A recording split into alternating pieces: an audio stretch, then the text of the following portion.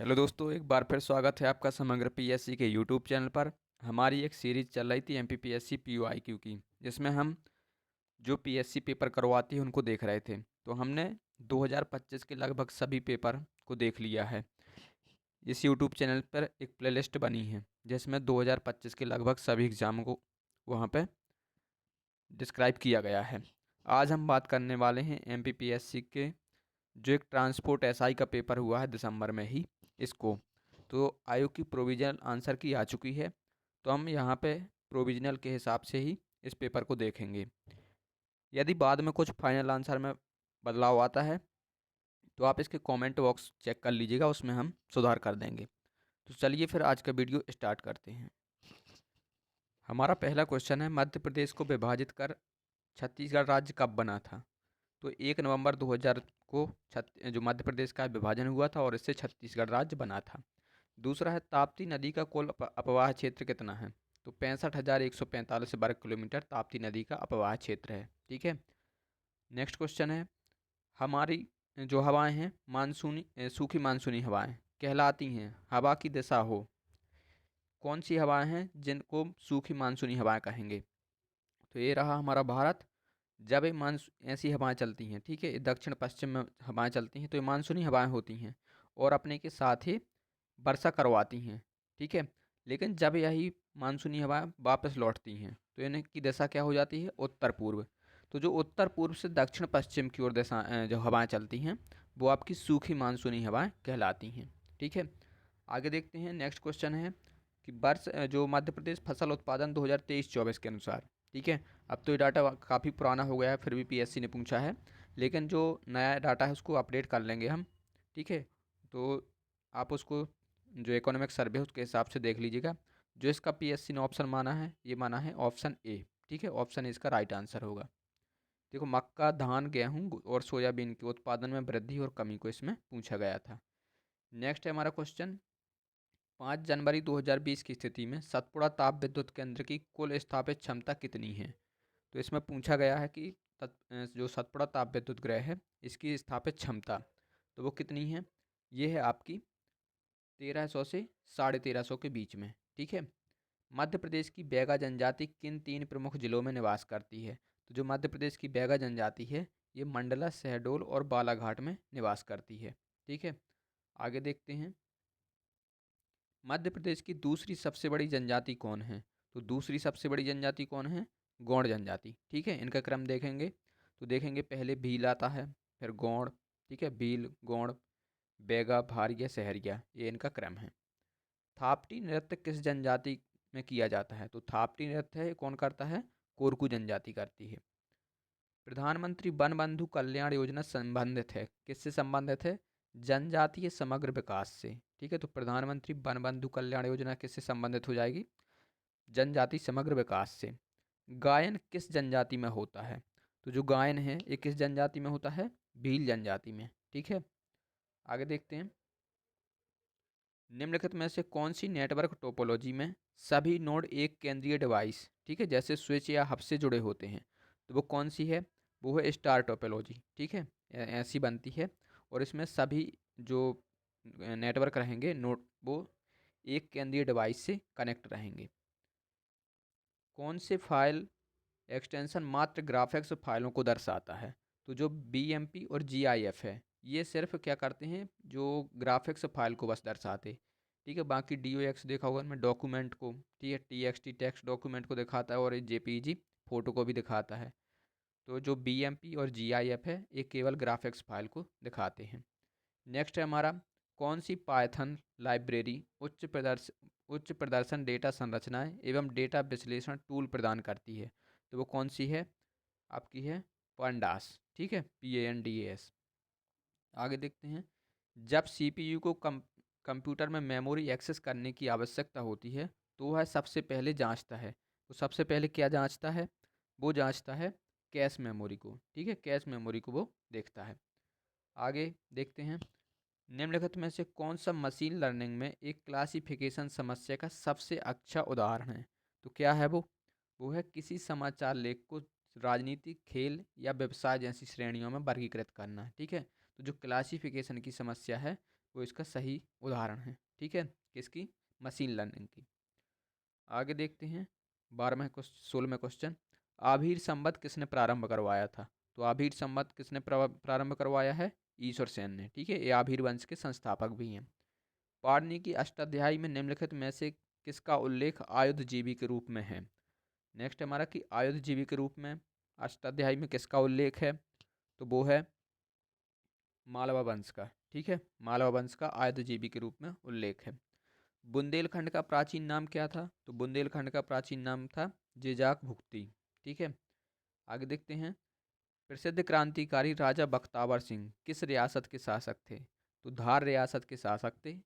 Sorry, धार जिले के अमझेरा रियासत है, उसके शासक थे राजा बख्तावर सिंह। आगे देखते हैं। भोपाल रियासत का भारतीय संघ में विलय हुआ था, कब हुआ था? पूर्ण विलय हुआ था 1 जून 1949 को। पीवीटीज, ठीक है, विशेष रूप से कमजोर जनजातीय समूह क्या कहलाते हैं? इसको पीवीटीजीएस कहते हैं। पीएम जनमन योजना के लक्षित समूह में शामिल नहीं है। तो कौन नहीं है? कोरकू शामिल नहीं है। बैगा भारिया शहरिया इसमें शामिल है। ठीक है, आगे देखते हैं। सूक्ष्म लघु एवं मध्यम उद्यम एमएसएमई विभाग द्वारा मध्य प्रदेश में कितने औद्योगिक अधिसूचित जो औद्योगिक क्षेत्र हैं अधिसूचित किए गए हैं? कब तक? फरवरी 2024 तक। तो कौन अधिसूचित किए गए हैं? 194। ठीक है, आगे देखते हैं। मध्य प्रदेश के किस जिले में Shri Singaji thermal power project स्थित है? तो जो कहाँ है ये है खंडवा में। ध्यान रखना, सिंगाजी थर्मल पावर प्रोजेक्ट। आगे देखते हैं। राज्य व्यापार सुधार कार्य योजना 2022 के अनुसार उत्कृष्ट नागरिक केंद्रित सुधार के रूप में मध्य प्रदेश को कौन सी रैंकिंग मिली है? तो कौन सी रैंकिंग मिली है? अचीवर की रैंकिंग मिली है। ठीक है, बहुआयामी गरीबी सूचकांक एमपीआई के 3 आयाम कौन कौन से हैं? तो 3 आयाम हैं इसके, स्वास्थ्य, शिक्षा और जीवन स्तर। ठीक है, जो बहुआयामी गरीबी सूचकांक जारी होता है वो इन 3 आधारों पर जारी होता है, स्वास्थ्य, शिक्षा और जीवन स्तर। मध्य प्रदेश शासन द्वारा देवी अहिल्याबाई नारी सशक्तिकरण मिशन को सैद्धांतिक मंजूरी कब प्रदान की गई? तो ये चलाया जा रहा है मध्य प्रदेश सरकार द्वारा देवी अहिल्याबाई नारी सशक्तिकरण मिशन। इसको कब अनुमति मिली थी? इसको मिली थी अनुमति जनवरी 2025 में। ठीक है, इसको डेट शायद 24 जनवरी, एक बार इसको क्रॉस चेक कर लेना आप लोग। मध्य प्रदेश के श्री बुधेंद्र कुमार जैन को किस क्षेत्र में वर्ष 2025 का पद्मश्री से सम्मानित किया गया है? तो इन्हें मिला है दवा के क्षेत्र में। ठीक है, ये डॉक्टर हैं, डॉक्टर बुधेंद्र सिंह जैन। ये वर्तमान में सदगुरु नेत्र चिकित्सालय चित्रकूट में अपनी सेवाएं दे रहे हैं, तो इन्हें मिला है। अगर आपको पूरा वीडियो देखना है पद्मश्री से तो इस चैनल पर वीडियो डला हुआ है, उसको देख सकते हैं। आगे देखते हैं। प्राचीन काल में तपस्या शांति का स्थल ब्रह्मा विष्णु महेश के बाल अवतार का स्थान पर माना जाता है। तो जो ब्रह्मा विष्णु महेश्वर के बाल अवतार का स्थान कौन माना जाता है? तो माना जाता है चित्रकूट। ठीक है, global investor summit GIS 2025 Madhya Pradesh में कब आयोजित की गई थी? तो जो ग्लोबल समिट है, ठीक है, ग्लोबल इन्वेस्टर समिट, ये हुई थी 24 एवं 25 फरवरी को भोपाल में। ठीक है, सबसे पहले हुई थी इधर पे। आगे देखते हैं। मध्य प्रदेश शासन की मुख्यमंत्री कृषक मित्र योजना का संबंध किस विभाग से है? तो जो योजना चल रही है इसका संबंध किस विभाग से है? ऊर्जा विभाग से। ठीक है, मुख्यमंत्री कृषक मित्र योजना। दतिया राज्य की स्थापना किसने की थी? तो दतिया राज्य की स्थापना किसने की थी? भगवान राव बुंदेला ने। ठीक है, भगवान राव बुंदेला ने दतिया राज्य की स्थापना की थी। नेक्स्ट देखते हैं। रतौना सत्याग्रह मध्य प्रदेश के किस जिले से संबंधित है? तो ये सागर जिले से संबंधित है। ठीक है, और इससे संबंधित व्यक्ति कौन है? माखनलाल चतुर्वेदी। भारत छोड़ो आंदोलन के समय ब्रिटिश सरकार ने रीवा के किस राजा पर हत्या का आरोप लगाकर उसे रीवा राज्य से बाहर कर दिया था? तो वो कौन राजा थे? वो थे आपके गुलाब सिंह। ठीक है, ये रघुराज सिंह नहीं थे। रघुराज सिंह क्या थे? ये 1857 की क्रांति में इन्होंने हिस्सा लिया था। जनजाति योद्धा ख्वाजा नायक की हत्या किसने करवाई थी? किसने की थी, सॉरी। ठीक है, किसने की थी? ये की थी रोहितदीन ने। आगे देखते हैं। गौड़ शासक हृदय साय द्वारा रचित पुस्तक हृदय कौतुक और हृदय प्रकाश किस विधा से संबंधित हैं? तो ये हैं संगीत से संबंधित हैं दोनों पुस्तकें। ठीक है, किसने लिखी है? गौड़ शासक हृदय साय ने। अब हम देखते हैं आगे कि मध्य प्रदेश के जो विधानसभा के कार्यकाल हैं कौन सा क्रम इसमें सही नहीं है? तो इसमें क्रम सही नहीं है। कौन सा? Option number B. ठीक है। बी 6/3/1957 से 6/3/1962 तक जो सत्र चला था, ये सही नहीं है। ठीक है, ये दूसरी विधानसभा का कार्यकाल। नेक्स्ट है हमारा, मध्य प्रदेश के मुख्य सचिव से संबंधित निम्न कथनों पर विचार कीजिए। तो मध्य प्रदेश की पूर्व मुख्य सचिव रही बीरा राणा। ठीक है, राज्य की महिला मुख्य सचिव रही हैं। तो कौन है ये? दूसरी रही हैं, ध्यान रखना ये। और पहली कौन थी? पहली थी निर्मला बुच। ठीक है। दूसरा है, उन्हें माह की वेतन सेवा वृद्धि मिली। तो उन्हें 6 माह की सेवा वृद्धि मिली थी। ठीक है, तो आप, अगर आपको पता था कि बीरा राणा दूसरी हैं, तो इसको आप क्लिक कर देते। ठीक है, ऑप्शन सी आपका राइट आंसर है। नेक्स्ट देखते हैं, मध्य प्रदेश के जनजातीय क्षेत्रों की पंचायती राज व्यवस्था के अंतर्गत नवंबर 2022 में जनजातीय गौरव दिवस के अवसर पर अपने पैसा नियमों को की उपस्थिति में अधिसूचित किया। तो मध्य प्रदेश ने इसे अब अधिसूचित किया था 15 नवंबर 2022 को। ठीक है, तो कौन कौन उपस्थित था वहाँ पे? राष्ट्रपति, राज्यपाल और मुख्यमंत्री। तो अर्थ इसका सी इसका राइट आंसर है। पिछड़ा वर्ग आयोग के संबंध में कुछ कथन है, उसको देखते हैं। मध्य प्रदेश के भारतीय संविधान के अनुच्छेद 340 में पिछड़े वर्ग की दशाओं के अन्वेषण के लिए आयोग की नियुक्ति का प्रावधान है। तो देखो, आयोग की नियुक्ति का प्रावधान कहाँ दिया गया है? अनुच्छेद 340 में दिया गया है। तो पहला कथन इसका सही है। जनवरी 1953 में के राष्ट्रपति के आदेश द्वारा काका कालेलकर की अध्यक्षता में प्रथम पिछड़ा वर्ग आयोग का गठन किया गया था। तो ये भी इसका कथन सही है। तो राइट आंसर क्या हो जाएगा इसका? Option number C. आगे देखते हैं नेक्स्ट क्वेश्चन। पर्यावरण संरक्षण अधिनियम 1986 पूरे भारत में कब लागू हुआ और उसके भारत के राजपत्र में प्रकाशित होने की तिथि क्या है? तो देखो, ये भारत के राजपत्र में प्रकाशित कब हुआ था?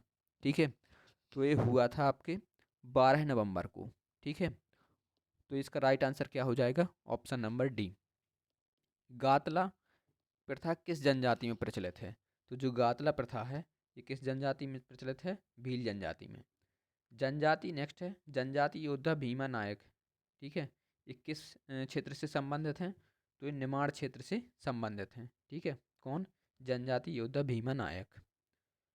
नेक्स्ट क्वेश्चन देखते हैं, भीमसेन देवता किस जनजाति के आराध्य देव हैं? तो जो भीमसेन देवता हैं, ये कृषि के देवता हैं और ये भारिय जनजाति में, ठीक है, आराध्य देव हैं भारिय जनजाति के। बैगा जनजाति के कुल देवता कौन है? तो बैगा जनजाति के कुल देवता हैं नारायण देव। वन अधिकार अधिनियम 2006 मुख्यतः किस उद्देश्य के लिए बना है? तो ये बना है अनुसूचित जनजाति एवं अन्य जो परंपरागत वन निवासी हैं, उनके अधिकारों को मान्यता देने हेतु इसका निर्माण किया गया है। तो ऑप्शन नंबर इसका सी इसका राइट आंसर है। सारणी ताप विद्युत केंद्र किस जिले में है? तो सारणी ताप विद्युत केंद्र है बैतूल जिले में। ठीक है, आगे देखते हैं, मध्य प्रदेश का सबसे बड़ा कोयला क्षेत्र है। तो सबसे बड़ा कोयला क्षेत्र जो मध्य प्रदेश का है वो कौन है? सिंगरौली। ठीक है, यहाँ पे जो ऑप्शन दिए गए हैं इसके अनुसार सिंगरौली है, नहीं तो वैसे देखें तो वो है सतपुड़ा। ठीक है, मध्य प्रदेश में मैग्नीज उत्पादक त्रिवेणी क्षेत्र किस जिले में पड़ता है? जो त्रिवेणी क्षेत्र है ये कहाँ पड़ता है? बालाघाट में। ठीक है, आगे देखते हैं, मध्य प्रदेश ऊर्जा विकास लिमिटेड की स्थापना कब हुई थी? इसकी स्थापना हुई थी 25 अगस्त 1982 को। ठीक है, ये ऑप्शन इसका राइट आंसर है। नेक्स्ट है हमारा, निम्नलिखित में से मध्य प्रदेश का सबसे छोटा राष्ट्रीय राजमार्ग कौन है? तो मध्य प्रदेश का सबसे छोटा राष्ट्रीय राजमार्ग कौन है? 135 बी। तो चलिए दोस्तों, हमने पार्ट ए के पूरे 50 क्वेश्चन देख लिए हैं। अगर वीडियो आपको पसंद आए तो प्लीज़ चैनल को सब्सक्राइब जरूर कीजिएगा और अपने दोस्तों के साथ शेयर भी कीजिएगा। ठीक है, चलिए मिलते हैं फिर नेक्स्ट वीडियो में। धन्यवाद।